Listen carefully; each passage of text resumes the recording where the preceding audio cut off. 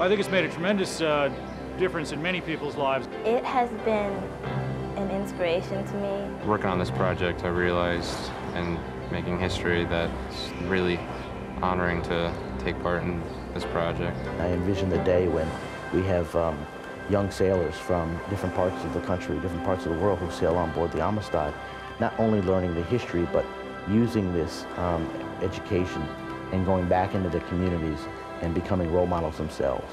God's hand is all over this. This is a multiracial, multicultural story of a dream becoming a reality. It is a testament of the power of unity, faith, and freedom. This contemporary story begins with a story from history. The original Amistad event riveted the nation and launched an enduring movement of racial and social justice.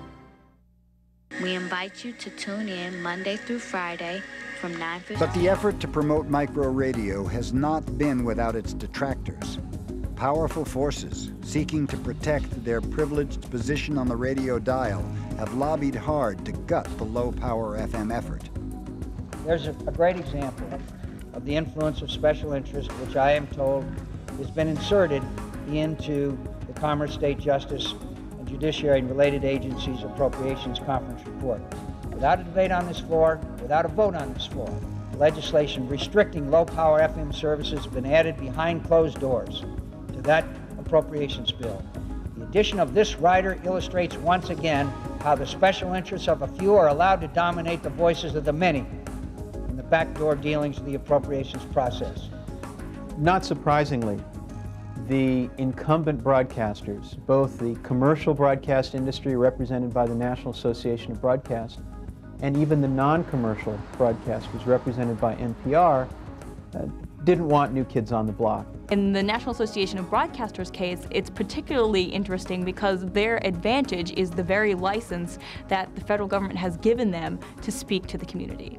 The National Association of Broadcasters, and NPR for that matter, they gain their power because they own the microphone, and these organizations control access to the 95% of American adults that listen to radio every week. It's a very outstanding argument for campaign finance reform.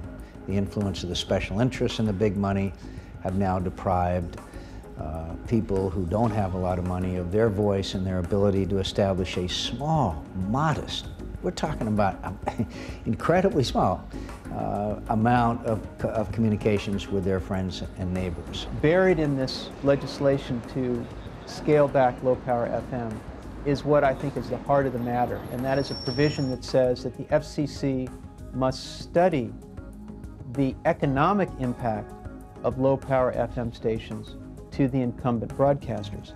That's what this is all about. You know, it's really a right to do this, and the government should really be cooperative in doing it.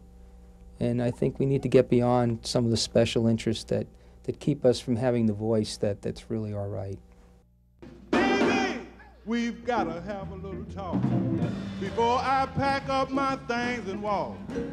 You know, a dollar go from hand to hand, but before I let you go from man to man, I'd rather drink muddy water, sleep out in a hollow log. I love you, I love you, I love you, I love you, but you won't be fair. You don't know how to be on the square. Go on, have your fun if you must, but before I have a woman that I can't trust, I'd rather drink muddy water, sleep out in a hollow log. You're gonna have to help me now. I'd rather drink